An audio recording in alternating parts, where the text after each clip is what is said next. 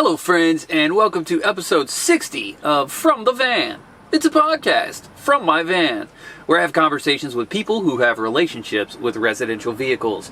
I'm your host, Marty Benson, and today's episode features Seth Stockmaster.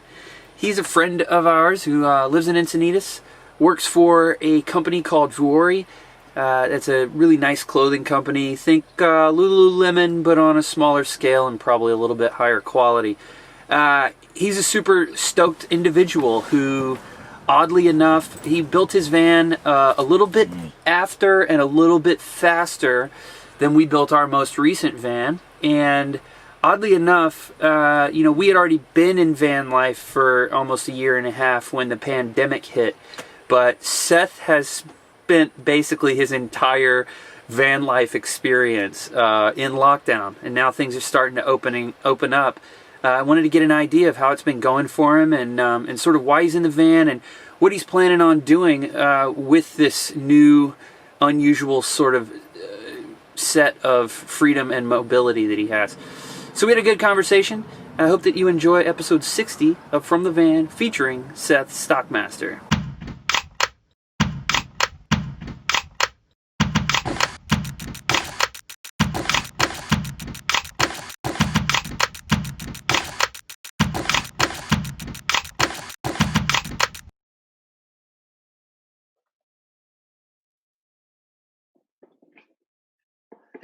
There he is. There he is. Now we're doing it. Dude, do you pick up the passwords for these guys? What do you mean? Do you create the passwords, or do they create themselves? No, there's just a thing where you can copy an invitation to the deal. I was like, damn. Yeah, but you didn't have to enter it, right? You just click on it. Well, I have it here, so I clicked on it, or I entered it via my laptop. I see. How you doing, man? Dude, I'm doing great. How are you? Good. I lagged on getting you on the podcast because I wanted to get everybody else who doesn't live in the same town as me before, right? And then all this bullshit went down, and so we couldn't do it in person. I was like, all right, we're gonna have to do it over the internet instead. Fuckery. Where are you at right now? I am in Las Vegas. Oh, are you serious? Yeah, so Colette's dad and stepmom live just outside of Lake Elsinore in Canyon Lake, Right and they have a house in Vegas because they like to play poker, and so we're here while they're not, That's what I'm talking about.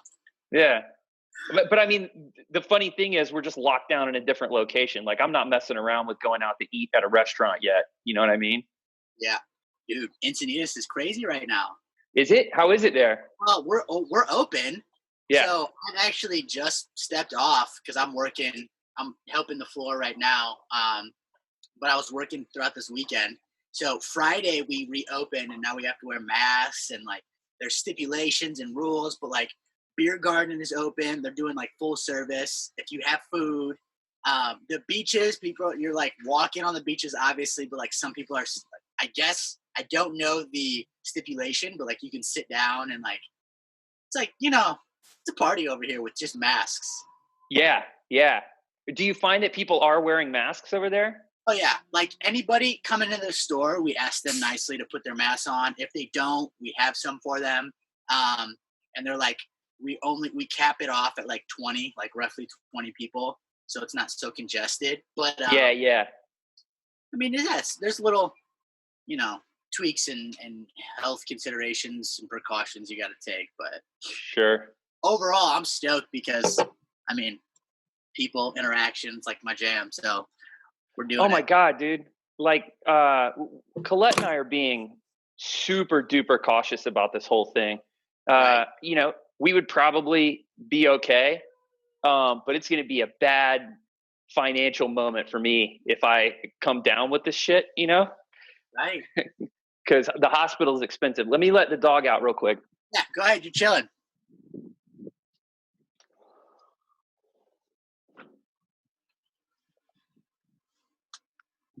I'm gonna have to go let him back in a second too. But I was in the grocery store a few weeks ago, and this guy asked me for advice. We were both wearing masks. He asked me for advice on an IPA because I was like just grabbing stuff. And, I told him what I thought of the beer that he was about to buy. And he walked away and I was like, oh my God, I love talking to strangers. I miss it. Because that's me, I just hang out in the street. Yeah, dude, 100%. I swung by Earth Elements today, stopped in and said hi. I go to 7-Eleven just so I can see people. Yeah. It's kind of weird, but I mean, whatever. So people on the sidewalk are not so much wearing their masks. Is that what you're saying? It's a hit or miss. Some people actually are. As I'm looking out, because I have the door open so you can get some light in here. Yeah. It's 50-50. But when people actually go into a space, they're wearing their mask. So okay. Which is good. Yeah. Let me go let him back in real quick. Get him. Okay. Yeah, so for people who don't know, we should say you work at Drury. Yes. And what is the Finnish way of saying it, which is actually the right pronunciation? I know a Finnish lady. Yeah. But yeah, I do work at Vuori as a community manager in Encinitas. I help with that in Del Mar and Newport stores. But yeah, that's pretty much what I do right now. Yeah, and you've been remote a lot of the time, right? Yeah. So what's kind of crazy, even with the whole van life thing, is I just started getting into it literally as the pandemic started. Right. Which was crazy and perfect timing. Obviously, the builder Dave, we crushed it out 22 days, and it was literally the end of February, I believe, that I jumped into this bad boy, which has made it a little hard because all the public facilities that people use are kind of closed down. So I had to use all my other resources out there, i.e. friends and work facilities to make it happen. But here we are. What we've been doing basically is we're at Tim and Robin's house now. For the first couple of months, we were at Colette's mom's house, just posted up in the front yard. Because we're in Vegas now, it's super hot. So we've been staying in the house. We prefer to stay in the van, but it's too damn hot here for that. We were at Patty's house. We were staying in the driveway. Is that basically what you did?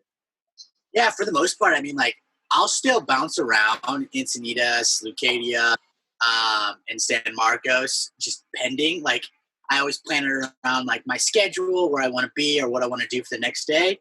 But I have a really good buddy of mine who actually let me crash on his couch, pre-build, who's let me shower and whatnot there. But as far as staying, I try as much as I possibly can to stay in Encinitas, because when I wake up, I like to go either work out or go to work and not have to commute. But sure, of course, it just depends, honestly. Yeah. One of my favorite things moving into full-time van life was exactly that if you have something to do the next day, you can commute the night before when there's not any traffic and stuff. How have you been sort of adjusting outside of the pandemic situation? It's been nice. I mean, obviously you have your pros and cons to everything. And I think it's kind of cool with me, just getting started and jumping into it. I've actually really enjoyed it for some reason. I just like being in the van, period. For sure. It's my own place. I think the one thing that I am trying to figure out how to do better is cooking here. Dave has it down to a science. And so I think that's just me. It's one of the things that I'm working on. But honestly, the transition has been nice. And I believe that's just because the whole downsizing, and the reason why I got into the van first was to downsize, declutter, kind of be very simplistic, and again, with my job, it calls for me to be at certain places, and it's just a lot easier with a house on wheels. I mean, prior to this, I was finding myself driving 45 minutes to an hour to my job, working a full day, driving back just to sleep in the bed, for 6-7 hours, because if I wasn't working, I was out and about or working out. And I was literally just commuting to a place to rest. And I was like, right. this makes no sense. I should sleep in my car. Let me upgrade my car. Yeah, exactly. So where were you before? Where was your house or apartment or whatever? So I was in Oceanside. Well, I was in Escondido, and then I was in Oceanside. 6 months Escondido, almost a year in Oceanside. But I've been out in California, Oceanside area for the last 6 years now. Okay. Yeah. So I was stationed on Camp Pendleton from 2014 to 2017, the end of it. Yeah. Tell me about your military stint. I just did 5. I lucked out and got my first duty station at Camp Pendleton, which freaking amazing. You can't be stationed at a better location. Because you have the ocean, you can be up in the mountains in 2 hours. You can, Yosemite, I feel is right around the corner, Joshua Tree. And so I was there stationed on Pendleton. I did 1 deployment in 2015 and then came back and almost turned around with another company, and I had a sit down moment with myself, and I'm like, maybe we should go to school. Maybe we should get out. There's not a whole lot of craziness going on. So I got out and went to school for a little bit. And then, the rest is kind of history. I just been working and now moving into the van, enjoying the Southern California sun, and kind of just living my best life right now, at least trying to. Yeah. Good. So tell me about your van. What is your van? Oh, so I have a 2017 high roof, 144 wheelbase Sprinter, built out by none other than Dave. Dave, you can follow him. I don't know if you do shout outs, but yeah, he's at Pibbs. At Pibbs. He actually started his Pacific Crest van outfitters, I think. This is new. Okay. He's got a new one now. Yeah. But no, so I got, 2017, I kind of scored on it, to be completely honest with you. I had a long, or what do you call it, a big scope of vans. And I did the whole United States when I first was considering van life, and found one in Illinois, and it was 2017, 7,000 miles, dealership still had it. And I was like, this is the one. So I drove from California to Illinois, dropped off my van to my mother in Ohio, and drove back out with this guy. And it's been nice. So I can't complain. It's good enough for what I need, and it's big enough for me. So what do you have in it in terms of amenities and furniture and stuff? So I have a refrigerator, obviously a necessity, a sink with 2 6-gallon clear water, and then I have a little 2.5 tank of gray water, so I really can keep track of how much water I'm using, which is nice.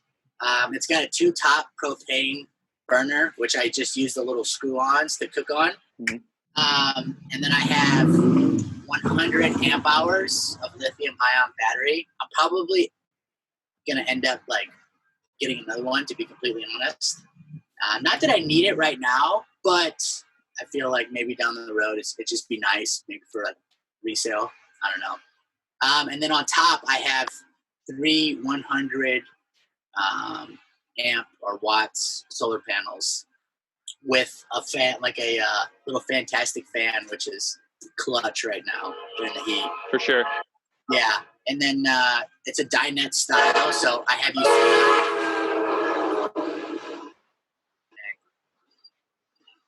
Perks. That was the Amtrak. Perks have posted up by the Amtrak.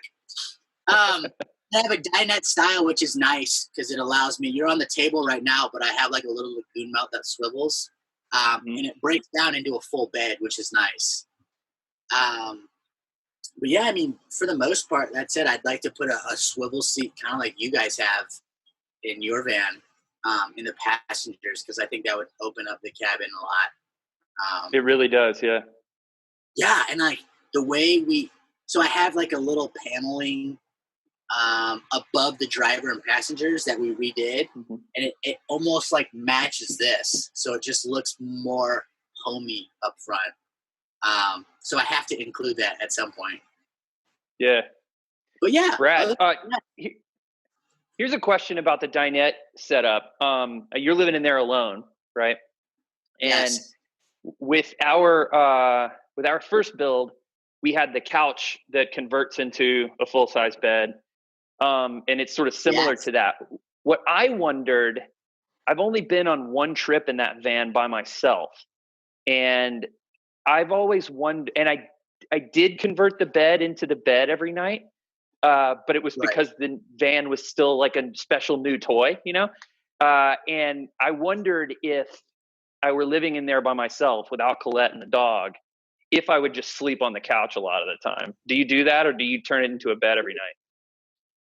100% sleep on the couch. I mean, so for me personally, going back, being in the Marine Corps, like, I don't think I've ever slept on a bed that was bigger than a twin for like 5 years of my life. And then like when I was deployed, I was on ship for a while, and like the racks are stacked 3 high. So it's like the tiniest amount of space to sleep in. And because it's me, and I guess because I'm accustomed to it, like, I'm just like, yeah, this works. And I just like flop down here, which makes for a little, like a really quick start to your morning. And not enough hassle. Now, if I were to have guests or something of the sort, I would put my panels down and we'd do the full 9 yards and make it into a bed, because it is a big bed, but it hasn't come to that. Yeah. Yeah, so that's good. Cool. Do you get power off of your alternator into your battery? Or no, so that's one thing I need to do is actually probably hook it up to the alternator, to be completely honest. But because of sunny Southern California, like my battery pretty much stays, and plus it being lithium ion helps a lot. It holds a charge, and I don't use a whole lot of energy. Like, honestly, we're getting hyped over there. What is that? You hear it? Like, they're like listening to the music with the windows rolled down. And yeah. Honestly, I'm hyped. No, so the fridge doesn't pull that much energy. I think the second most thing that pulls energy is the freaking blender, and obviously the sink is along with the fridge. The lights, believe it or not, aren't on very long at night, because like I go to bed stupid early, like 9:30. I'm like in bed, so I'm not pulling too much power, so it kind of carries over sometimes for the next day, even if it were to be cloudy. So I probably will, especially when I start like getting out there a little bit more in certain areas. Like, what I found is like there are a lot of little tweaks that you slowly find with a van, like, oh, I want to insulate this and I want to redo this and I got to do this. And so it's like, I don't think it ever stops. You just got to find the timing and then like prioritize, like, okay, is that a want or is it a need? Like, right. Do we want this or do we need to do this? I actually, back to the whole, like, the public realm being closed down during the pandemic. Colette and I lived almost a year and a half in that little metris. And when we were building the ProMaster out, which we were doing about the same time that you were doing yours, Right. The questions that we had were, okay, we have a lot more space in this new van. Do we want a shower and do we want a shitter? And both of us emphatically said no. And then the world turned upside down. You know, Planet Fitness and 24 are not open anymore. You know what I mean? Yeah. Do you really want to take a dump in a gas station bathroom? I don't know. It's a different game now. That's the question. Yeah, it really does shift the whole perspective. And like, for me personally, like I'm still pissing in Tide bottles. So we also talked about that. Like we might be right around the corner from getting a Nature's Head like composting toilet or something like that. And I just yesterday sort of finalized the first iteration of a low-flow, high-pressure showerhead made with irrigation materials, so that you can actually pressure wash yourself.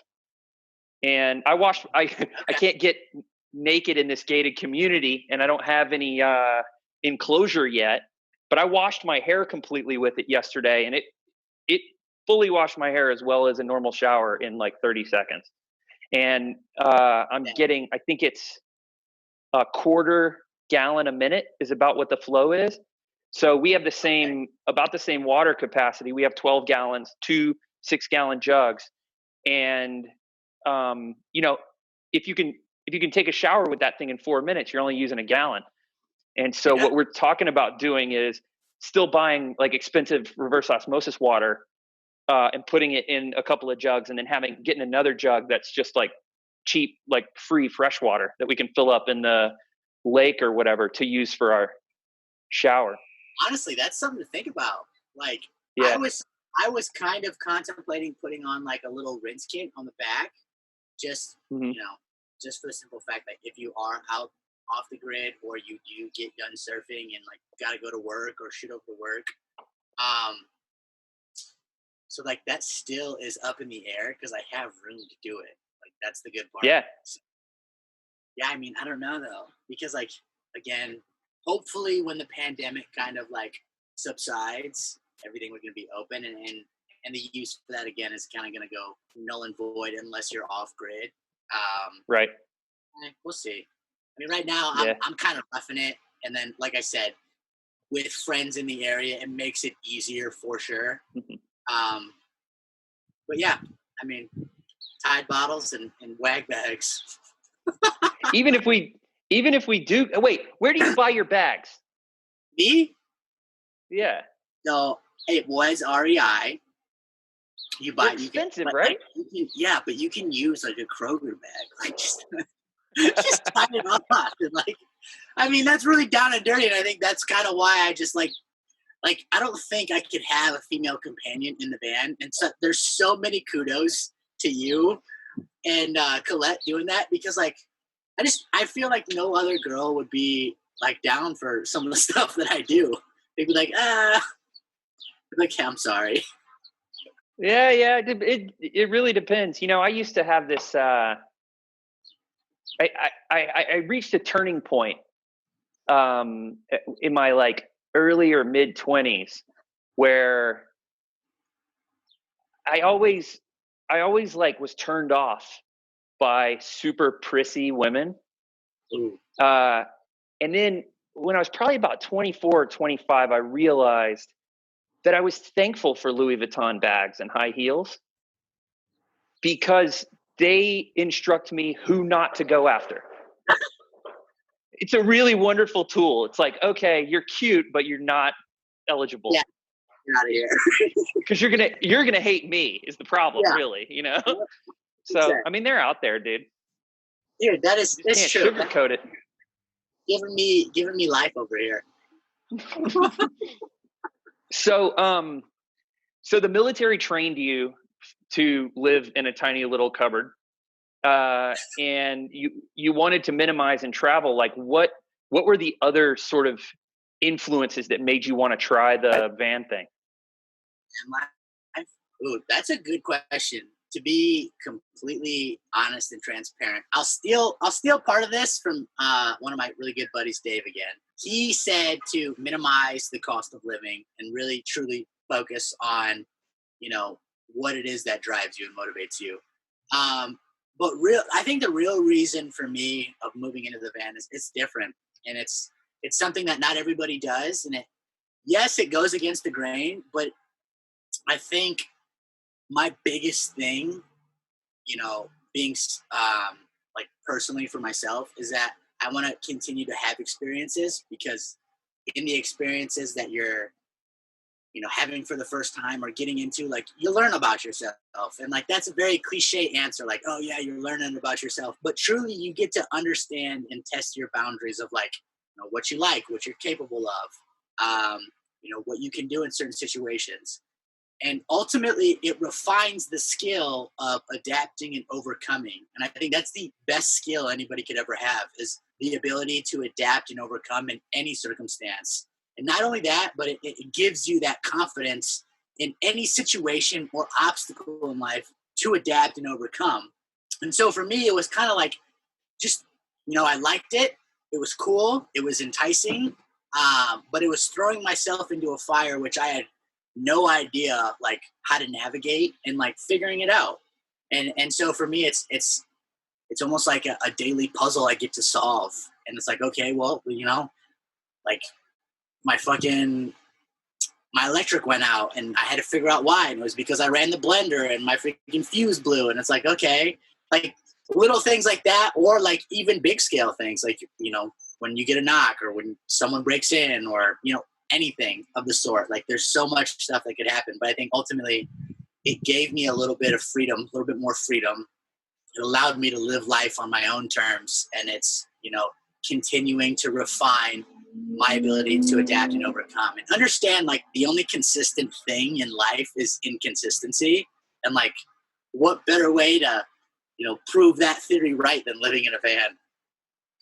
Yeah, that's something that has sort of struck me when I talk to people for the podcast, and just stand in the street and talk to people who are involved in these minimal living experiments and van life and that sort of stuff, is that you have surfers and you have trail runners and you have skydivers and paragliders and you have bums and people who just don't want to work any more than they have to. But one of the things that I do find is a very common thread for most everybody in this lifestyle is that we like to test ourselves and get outside of our comfort zone. I was listening to an NPR story the other day about this designer that was born in the early 20th century, who worked for 3M and a bunch of different companies, and ultimately was one of the people who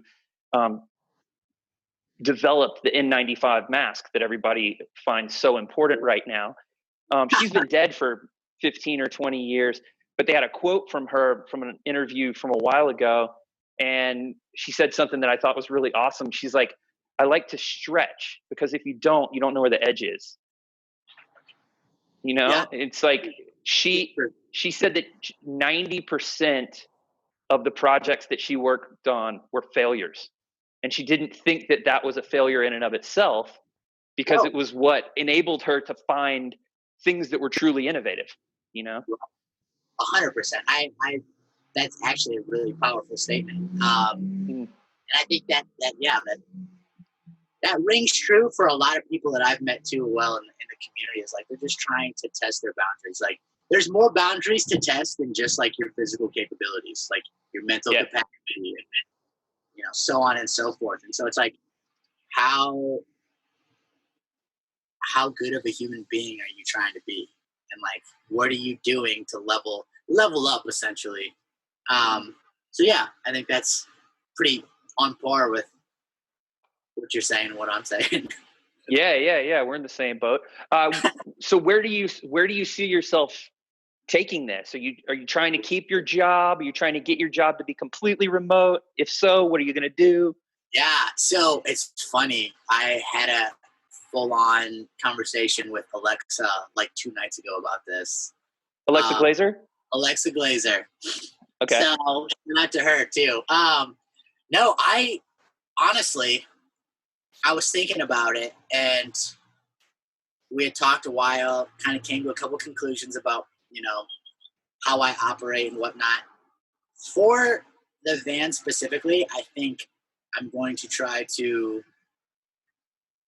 break away for a little bit. I think working remotely would be nice ultimately, but there's a couple things on my bucket list that I kind of need to cross off and adventures and experiences that I'd love to have, you know, not before I get too old, but just right now I'm just in dire need of an experience, you know, moving into the van. You know, the PCT has been on my mind. So, you know, prepping and looking at that and times and dates.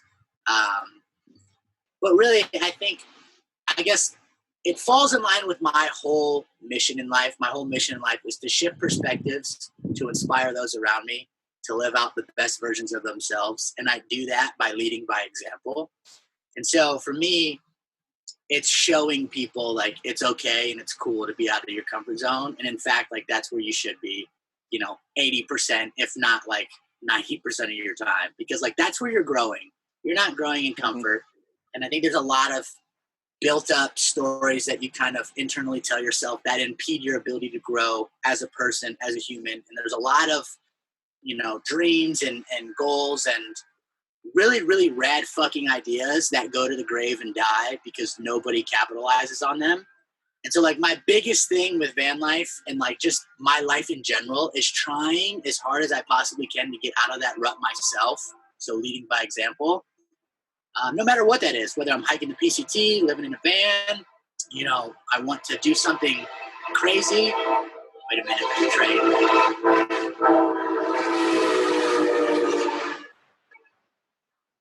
Right on cue. Whatever it is in my life that causes me fear, just to fucking do it. And I think that in and of itself is going to highlight a lot of things in your life and bring to light a lot of, you know, whether it be internal like obstacles that you've created and or, you know, things that you kind of got to navigate to live out the best version of yourself. Yes. Did you see this? She was just about to step on my keyboard. We got a cat 3 weeks ago yesterday. Oh my gosh. And her name is Guinness. And she's getting on super well with Spin. We were a little nervous about that, living in a van with a cat and a dog. But you can see they're playing a little bit right now. Oh, there she goes. She's gone, running away from him.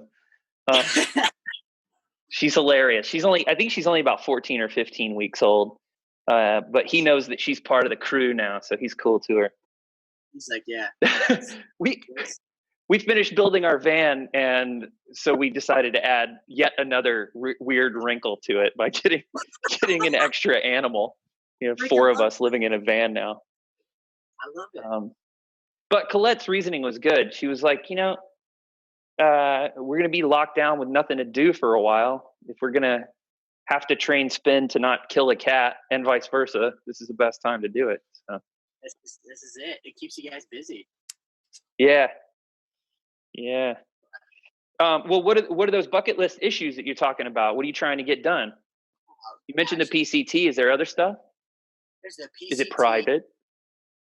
No, I mean, like, so as you know, I started, well, you may or may not know, because honestly, the first episode, I didn't tell anybody. I do have a podcast out, and it is literally a shift in perspective, to say the least. And I have some episodes that I still have to edit and upload, but I think it's anything, like, I love jiu-jitsu, and I competed in it before, and I'm trying to get back into that. It's the experience that I'm after, but I think ultimately it's showing and showcasing that, like, just do it. Like, whatever it is that's on your mind, don't wait, don't sit and think on it too long, just do it. Because that's I think the main problem for me is I sit here and I'm a thinker, and so I'm like, okay, how can I change the world? Or how can I impact people, right? And ultimately, it comes down to, well, I have to connect and resonate with them. But I only do that through experience. I only do that by hiking the Pacific Crest Trail or being in the Marine Corps or living in a van or doing something that is out of societal norms. And I think that's like what I'm after, you know, competing in Brazilian Jiu-Jitsu. Like, not everybody does that. And it's a really cool thing. And it's fun. and it's something that like brings me actual joy. I think that's one thing that I try to do pretty much every day is like find like a handful of things that I get stoked on and make sure like I can get them into that day. Like whether it's skating or, you know, having conversations like this or whatever the case. Yeah.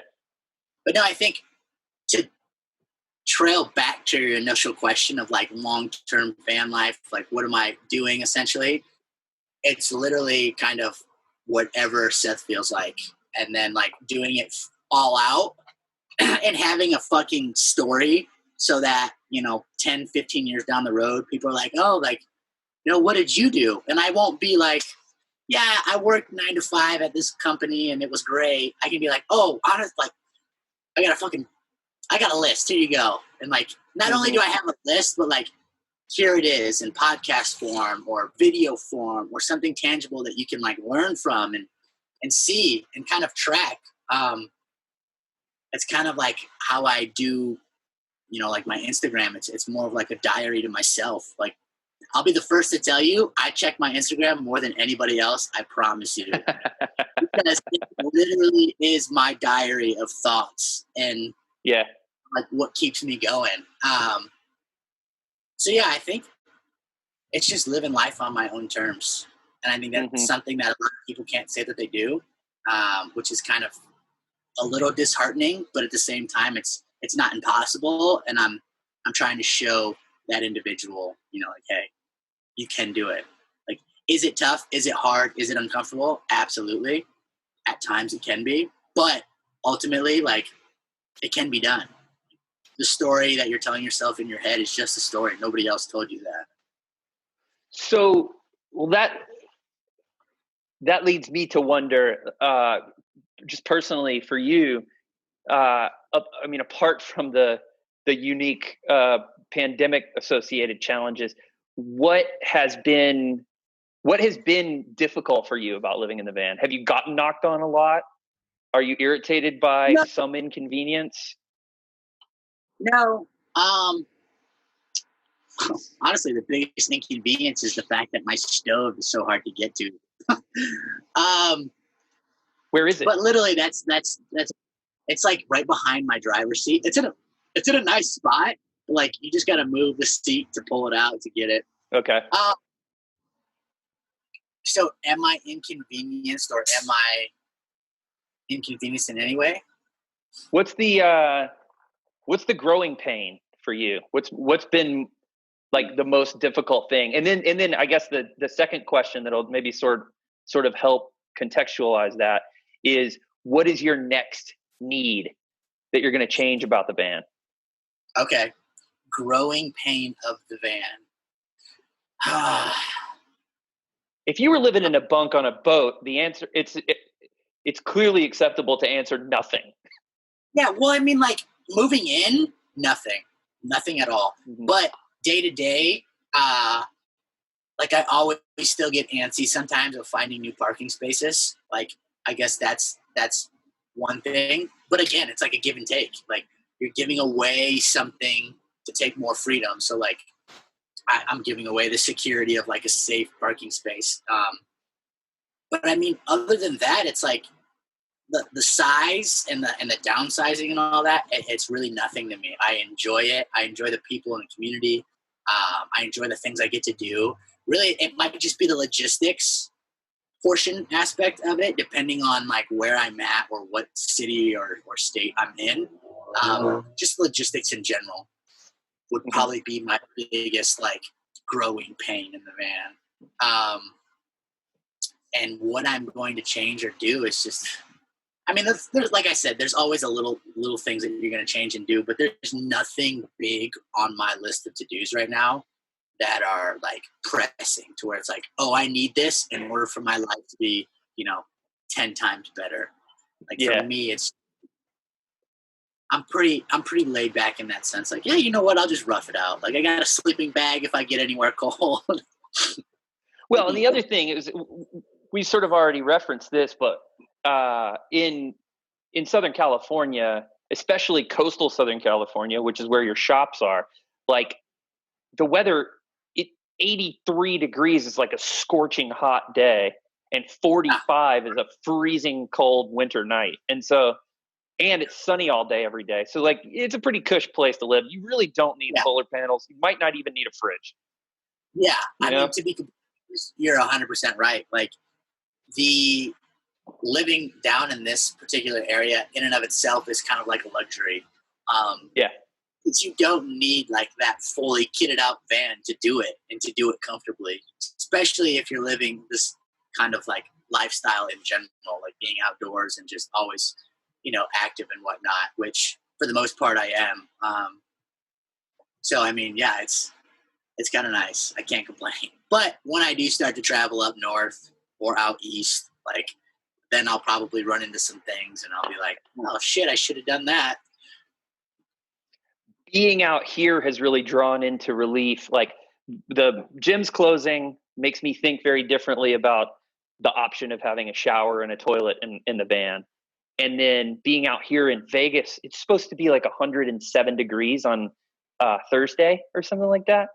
And a $4,000 Cruise and Comfort air conditioner sounds really expensive until you try to stay in the van at 100 degrees for a few days, and then you're kind of like, maybe I do need to find that money.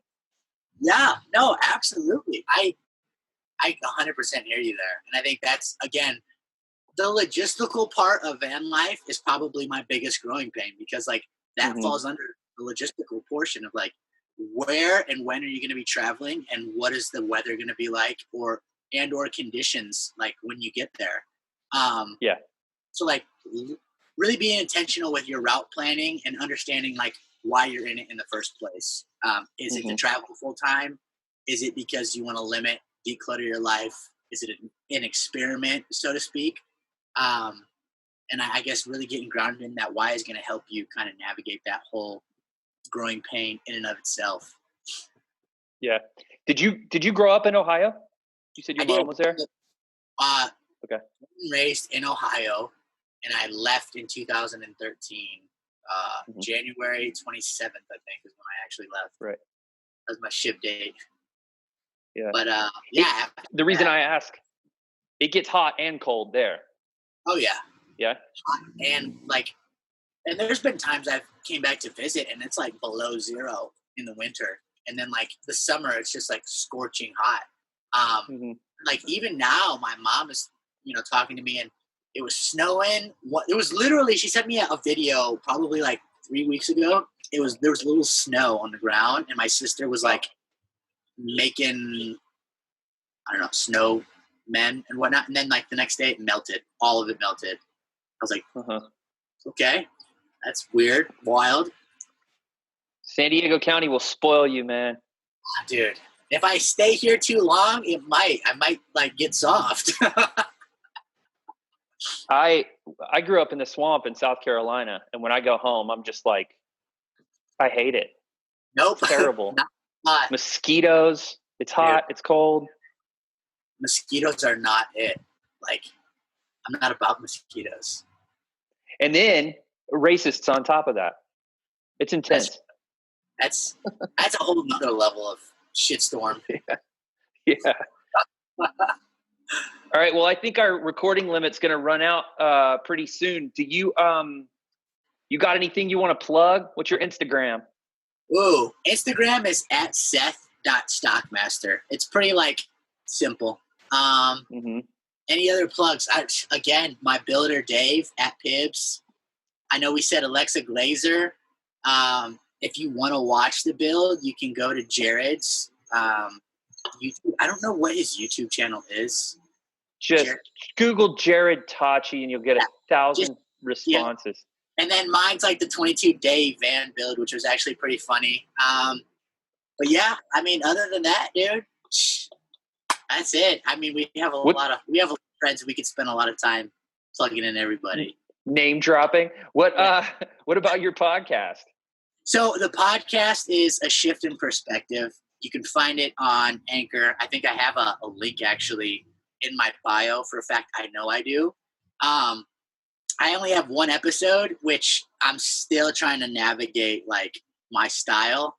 I I definitely enjoy it. Like, again, it's shifting perspectives, opening up the view of like what you think is normal and possible. Alexa's actually my first guest on there. I'm sure at some point you're going to be on there too. So that's just throwing that out there. Nice. It's just like a incestuous like circle feedback loop, right? Yeah, literally.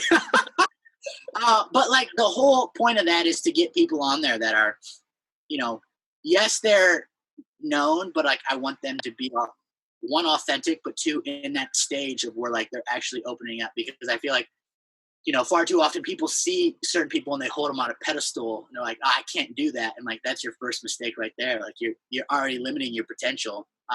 Yeah. So I'm trying to get those people that are within the community that I'm speaking towards, and hopefully like they look into that individual, because they're up to big things. So, but yeah, other than that, man, I got nothing. That's it. All right, man. Well, thanks for coming on. Dude, I appreciate and spending what I assume is your lunch break with me. Yeah, pretty much. All right. I won't tell Vora you've been drinking. Yeah, don't tell him. We can have one on. So. Oh, okay. Lunchtime, we can have one.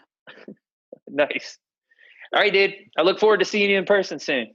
All right, brother. I'll catch you buddy. later. Good one. You too. All right, guys, we did it. That was episode 60 of From the Van, featuring Seth Stockmaster. We had a really good conversation. It's always a good chance to hang out with Seth, even if you have to do it digitally at a distance. Thank you so much for sticking around. If you've listened this far, I really appreciate it. I apologize that the episodes have not been so consistent lately as they were formerly.